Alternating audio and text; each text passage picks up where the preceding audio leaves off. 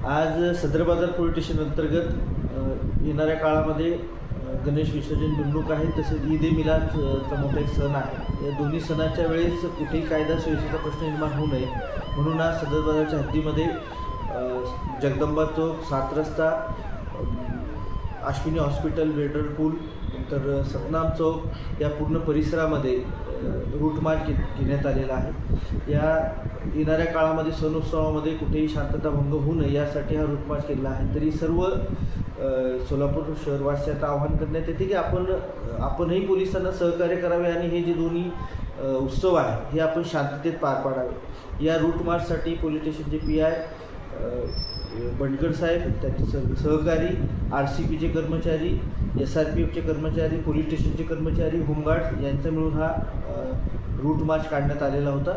सगळ्यांना आव्हान करण्यात येते की आपण सगळ्यांनी या उत्सवाच्या दरम्यान पोलीस प्रशासनाला सहकार्य करावे।